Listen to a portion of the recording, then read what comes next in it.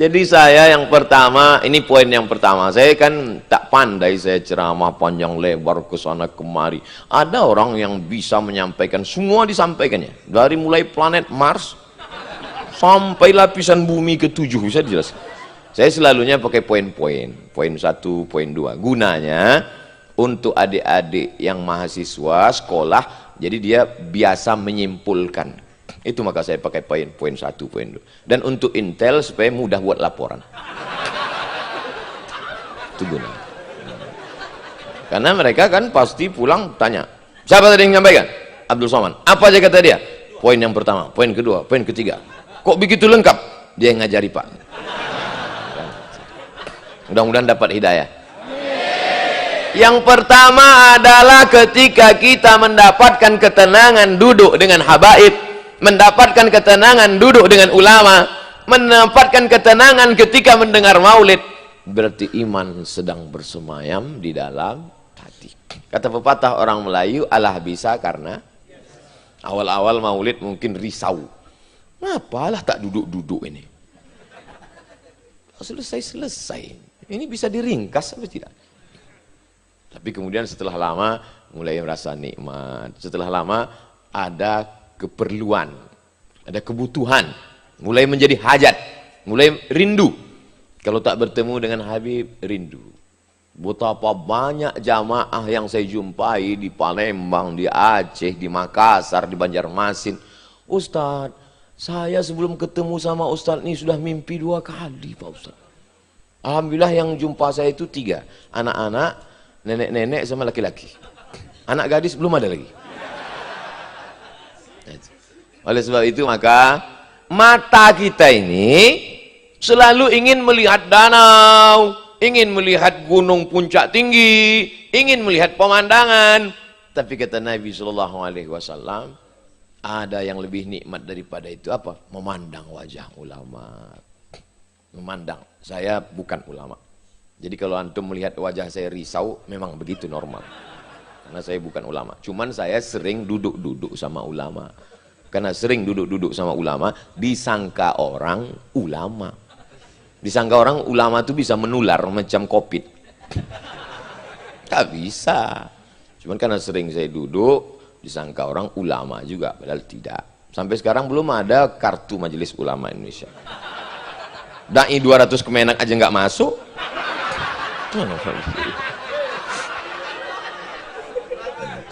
Oleh sebab itu maka ketenangan didapatkan dengan apa? Menghadiri majelis. Datanglah orang ke kota Basrah di Irak. Man sayyidukum? Siapa pemimpin kamu di kota Basrah ini? Penduduk Basrah menjawab, Al-Imam Al-Hasan Al-Basri. Pemimpin kami di kota Basrah ini Imam Al-Hasan Al-Basri. Bima sadakum? Ya pemimpin kamu? Iya. Dengan apa dia memimpin kamu? Apakah dia khalifah? Apakah dia Amirul Mukminin? Apakah dia panglima perang? Tidak. Dia bukan khalifah. Dia bukan Amirul Mukminin. Dia bukan panglima perang. Lalu dia memimpin kamu dengan apa? Bil ilmi. Akhadna minhu ilman walam ya'khudh minna syai'an. Kami ambil dari dia ilmu dan dia tak mengambil apa-apa dari kami. Itulah yang membuat hati kami tertawan dengan dia. Orang sebanyak ini berkumpul. Siapa yang mengumpulkan ini? Habib Umar As-Sagaf, Habib Umar Abdul Aziz. Apa kata Habib Mahdi? Kedua orang tua ini Ustadz Abdul Somad tak mengambil apapun dari mereka. Terwujudlah ucapan Sayyidina Imam Hasan Al-Basri yang 1300 tahun yang lalu terwujud rupanya ada di Palembang hari ini. Man sayyidukum? Habib Umar, Umarain, 2 Umar, Umar As-Sagaf, Umar Abdul Aziz. Bima sadakum? Dengan apa mereka berdua ini memimpin kamu? Apakah dia menang pilkada? Tidak. Karena kalau cuma menang pilkada, paling lama 2 periode. Itu pun kalau tak datang KPK. Tapi dia sudah menawan hati kami dengan kitab kuningnya. Al-Ajwibah Al-Ghaliyah fi Aqidatil Firqah An-Najiyah. Khatam kitab itu kami baca Pak Ustadz. Dari awal sampai akhir Pak Ustadz. Setiap minggu Ustadz. Setiap malam Jum'ah Sayyidul Ayyam Ustadz. Dari jam 8 sampai jam 9 kami dengarkan. Tertawan hati kami. Sentuhlah dia tepat di hatinya. Dia akan milikmu untuk selamanya. Inilah orang-orang yang hatinya sudah tertawan dengan ilmu. Duduk dia berjam-jam. Sementara yang lain masih tertawan dengan artis. What can I do? Yang lain masih tertawan dengan dunia. Duduk berjam-jam di kafe. Pertama diminum kopi, tak juga tenang.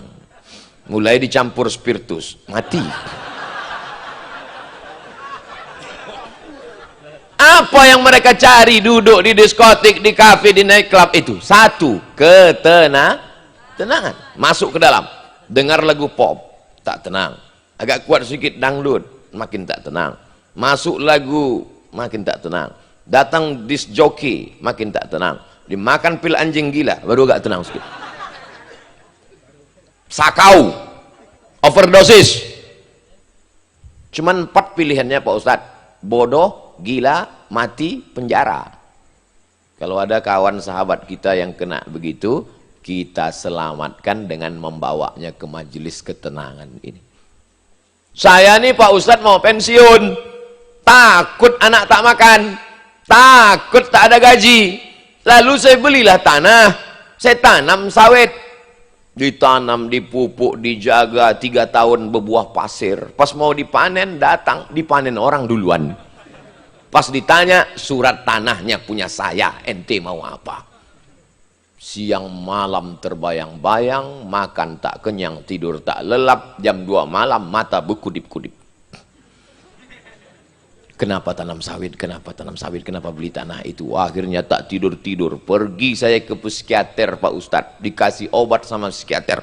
Kau bawa obat ini sesumpit. Yang ini dimakan 3 kali sehari, yang ini 2 kali, yang ini 1 kali, yang ini dimakan sebelum makan, ini dimakan sudah makan, ini dimakan pakai air, ini ditelan, ini dari atas, ini dari bawah. Makin pusing kepala saya. Akhirnya adalah anak saya sekolah kuliah di Pekanbaru. Kata dia, ya, ayo kita hadiri pengajian Ustadz ini. Datanglah saya dengar pengajian Ustadz. Saya udah tak tidur-tidur nih, kena penyakit insomnia. Begitu saya tengok Ustadz, saya dengar pengajian Ustadz, menguaplah saya. Sehat saya Pak Ustadz. Makanya kalau di majelis ini ada yang tertidur, biarkan aja, berarti dia termasuk orang-orang yang sehat.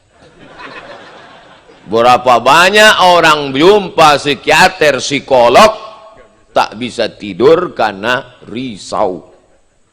Naik mobil mewah, 5 miliar harganya, pintunya 1. Rupanya mobil ini makin mahal, makin sedikit pintunya. 2021 ini keluar mobil tak berpintu sama sekali.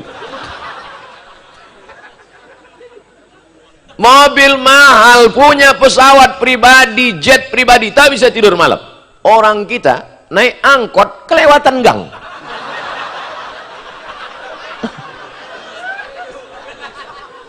Oleh sebab itu maka yang paling mahal dalam hidup ini adalah ketenangan. Oleh sebab itu maka hidup ini jangan terlalu khawatir. Ini menyikapi COVID ini terbagi 2 mazhab. Mazhab yang pertama terlalu berani dengan COVID. Sampai-sampai menantang, mana COVID itu biar kugulai, mana.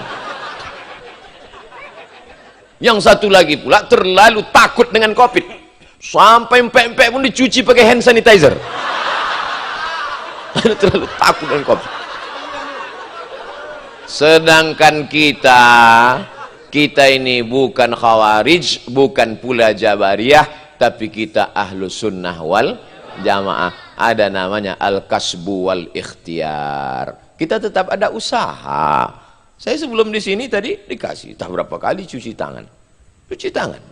Dulu biasanya asal cuci tangan itu langsung makan. Ini enggak. Cuci tangan aja. Jadi kalau itu maka dipegang terus masker nih dari tadi. Mana tahu ada nanti yang membuli kan? Tak semua yang nonton ceramah kita ini mau mendengar, mau mencari-cari kesalahan. Nah itu tak pakai masker, masker. Ha?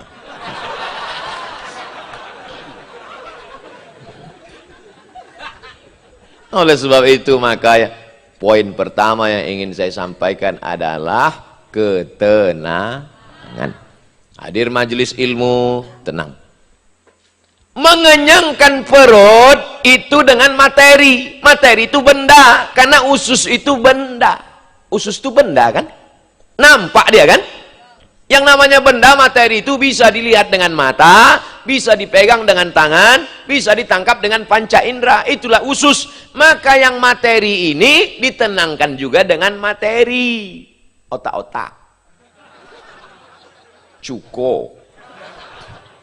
Air. Tenggorokan perlu air, dikasih materi. Tapi hati bukan materi. Hati adalah jiwa. Maka dia tak nampak. Orang belajar filsafat pun ada itu. Kalau yang nampak ini disebut dengan fisik, maka yang tak nampak itu disebut dengan metafisik. Kalau yang nampak ini disebut dengan body, badan, yang tak nampak ini disebut dengan soul. Orang barat pun percaya pada yang tak nampak itu. Makanya kalau mereka di tengah laut terapung, pecah kapalnya, mereka buat SOS. Save our soul. Tidak SOB, save our body, selamatkan badan kami. Tidak. Dan dalam lagu kebangsaan Indonesia Raya, itu juga disebut, bangunlah jiwanya. Setelah jiwanya baru bangunlah badannya. Zohir dan batin. Yang zohir kasih zohir. Apa itu zohir? Makanan. Jangan pikirkan dulu. Nanti keluar asam lambung.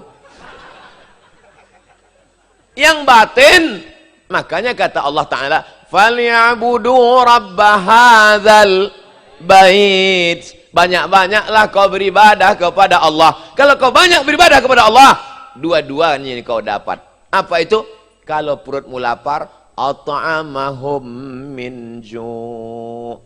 Kalau kau takut, khawatir, cemas, galau, وَآمَنَهُمْ مِنْ خَوْفٍ. Itu adalah keterwakilan antara zahir dan batin. Pejabat hebat disenangi orang, tertangkap narkoba. Artis mewah, duit banyak, follower hebat, tertangkap narkoba. Gara-gara apa? Mencari ketenangan. Di mana letak ketenangan kita? Majelis ilmu. Begitu dapat berita semua kajian mesti lockdown, maka saya tutup semua, tak ada pengajian, tak ada jumpa orang. Pulang dari Solo, dari Habib Novel, tanggal 18, 16, saya tutup, tak ada kajian. Karena kita melockdown diri. 2 minggu saya sakit. Begitu jumpa dengan Habib, jumpa dengan jamaah, sehat. Baru saya paham, obat saya bukan istirahat. Jadi kalau ada jamaah mengatakan, Ustadz, kami khawatir nih Ustadz. Nampak, cuma mereka ini lembut orangnya. Kalau mereka kasar, Ustadz, nampaknya Ustadz tak sampai hari Jumat nih Pak Ustadz. Dia tak mengerti, ketenangan saya adalah ketika bertemu dengan para ulama. Ketenangan kita adalah ketika ikut majelis maulid. Ketenangan kita adalah ketika, adapun yang dulu ketenangannya ketika duduk-duduk kongko-kongko. Saya nih Pak Ustadz, preman tengik nih Pak Ustadz. Sebutkan botol bagaimana sudah pernah saya minum, saya tekan. Kau ini tobat atau bangga dengan dosa? Orang kalau tobat itu justru menangis mengenang dosa-dosanya. Kau bangga pula. Saya ini preman nih Pak Ustadz. Tengok lubang anting saya sebesar lubang hidung. La ilaha illallah. Alhamdulillah, nikmat terbesar yang diberikan Allah kita hari ini, masih ada ulama. Innallaha la yaqbidul ilma intiza'an. Allah tidak mencabut ilmu itu, mencabutnya macam pokok kayu dicabut dengan akarnya. Tapi bagaimana? Biqabdil ulama, bimautil ulama, dengan meninggalnya para ulama. Tapi hari ini cobalah lihat ulama-ulama kita, habaib kita, dan datang pula Habib dengan nilai cum laude. Apa cum laude itu Pak Ustadz?